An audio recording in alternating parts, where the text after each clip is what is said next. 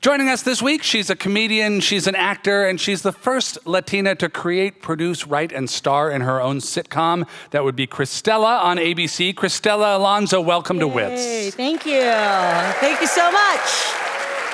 So glad to have you. I'm glad to be here. Thank you. You are doing such incredible things in comedy, and when you were growing up, how much humor was there around the house? A lot. You know, my mom was very sarcastic because I don't know. I don't even think she knew she was sarcastic, but we grew up very poor, and she used humor to make us forget that we were poor.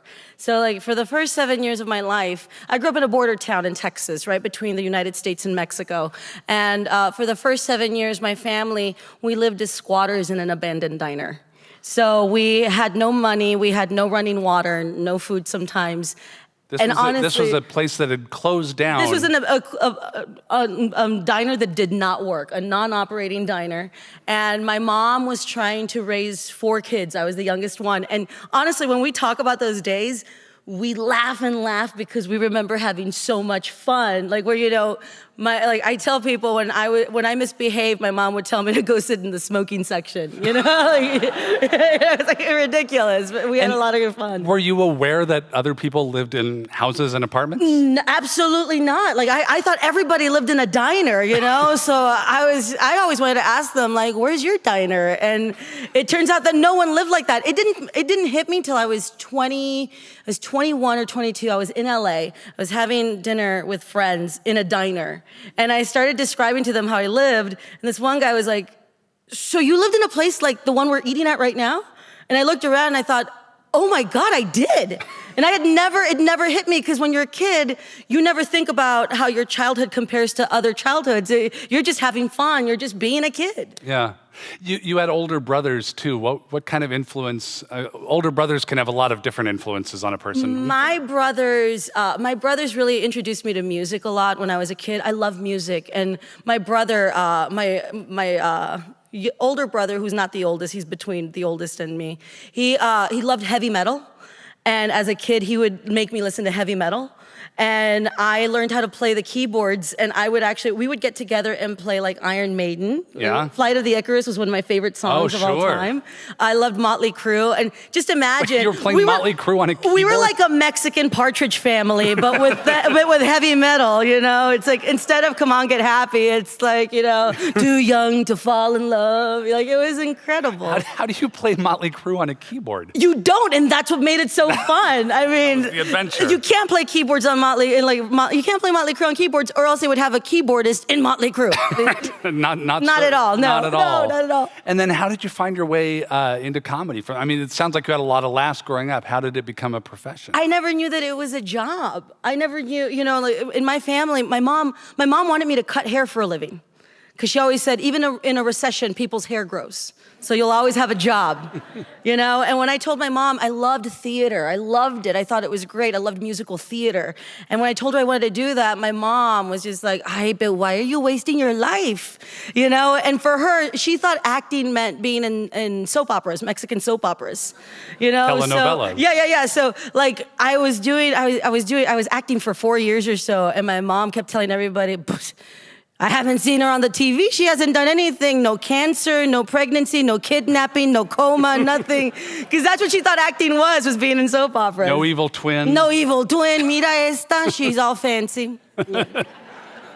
And then you went to college and kept doing the theater once you were there? Yeah, I did theater. I had to actually, you know, I went to college and I ended up having to drop out of college. I went to a couple colleges and I dropped out because my mom got sick and my sister needed help. And actually, that's the premise of my show. Mm-hmm. It actually comes from a real time in my life where I had to stop my life and move back home to Dallas, Texas, to help my sister take care of her kids and my mom. You know, and it's funny because in that part of my life, in real life, my mom actually ended up passing away.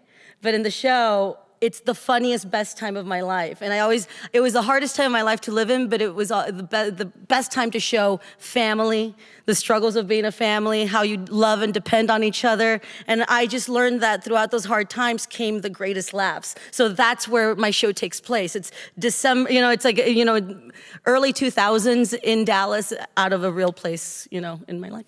How did you make the leap from, so you're doing comedy, you're doing stand-up comedy, you're traveling around.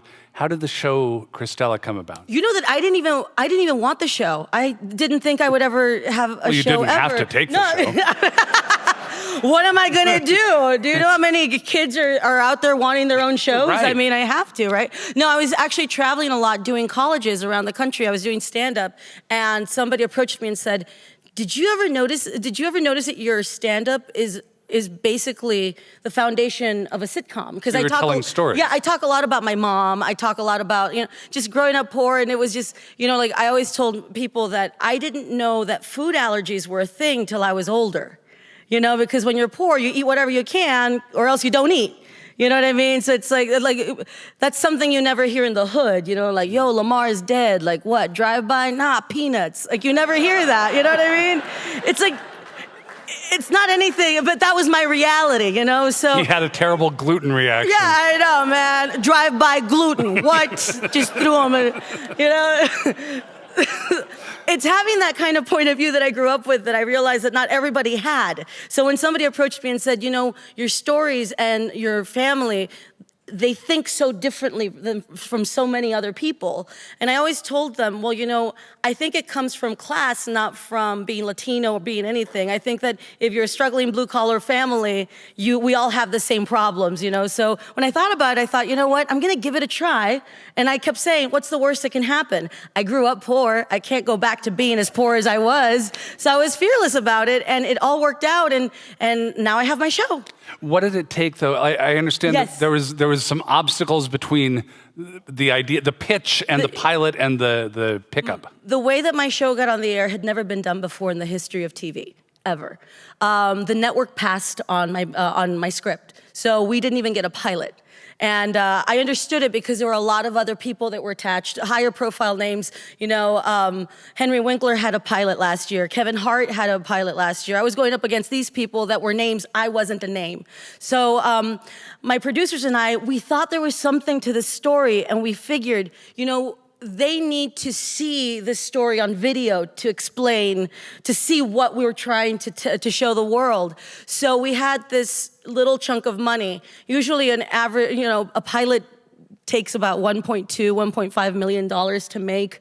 We had a quarter of that. And we actually borrowed the show. We borrowed the set from Last Man Standing, which is Tim Allen's sitcom. They lent us their set so we could use that set and not use money for a set. And and actually their crew decided to volunteer their time to help us shoot the pilot because everybody believed in this pilot. So they gave their work for free to us. All of the actors that we auditioned and hired, they decided to do it for a major pay cut.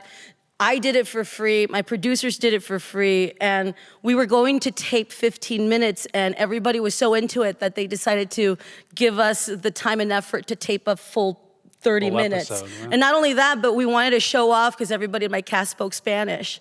So the day of the pilot, we actually decided to wing it and tape part of it in Spanish to show that it could translate in Spanish as well. And we just wanted to show the network, this is what you could be getting if you gave us a shot. And usually when they say no, they move on, and the network saw it and liked it.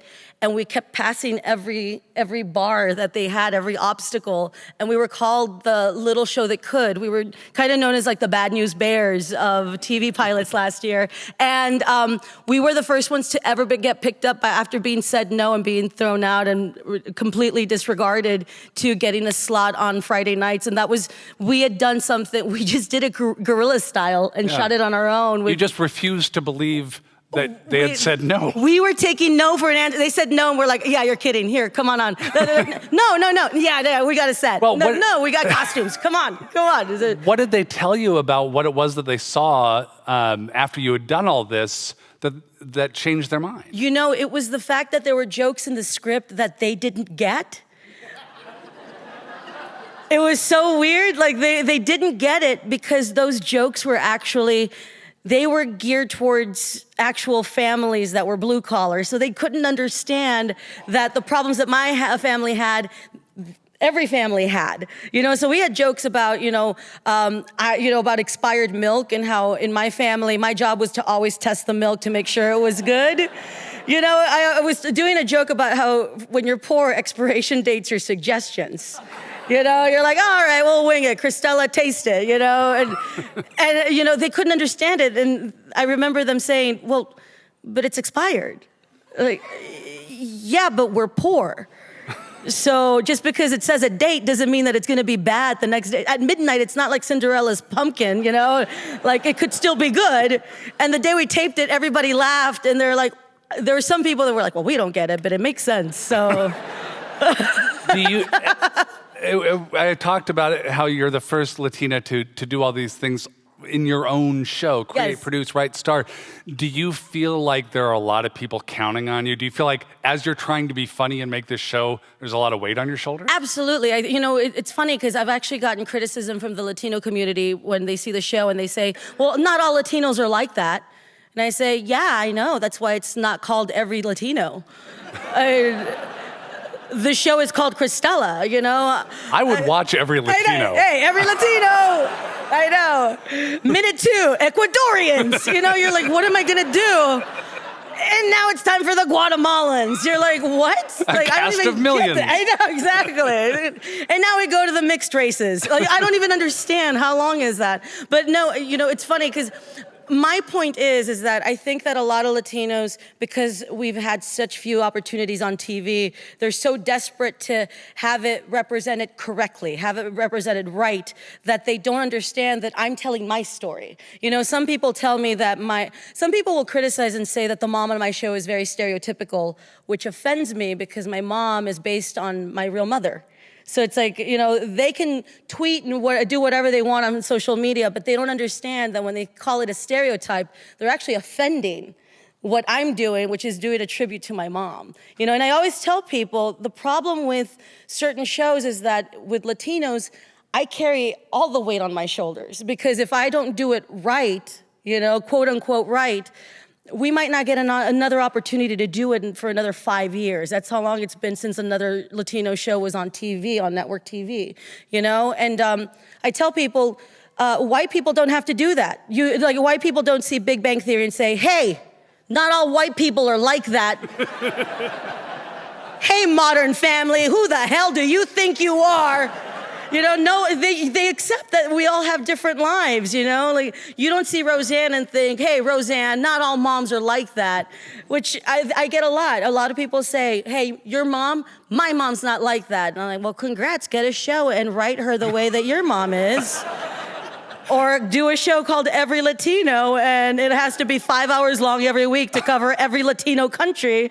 That's what people don't understand. Latino covers so many countries, not one country. Yeah, no, there's no nation of Latino. I mean, what am I gonna do? Exactly. Exactly. I have to wear all of these Latino stereotypes and just go on TV and say, "Are you guys happy now?" Every Latino. We're happy to have you and happy to have you doing it, and congratulations Thank you. on everything. Cristela Alonzo, everyone. Hey, thank you.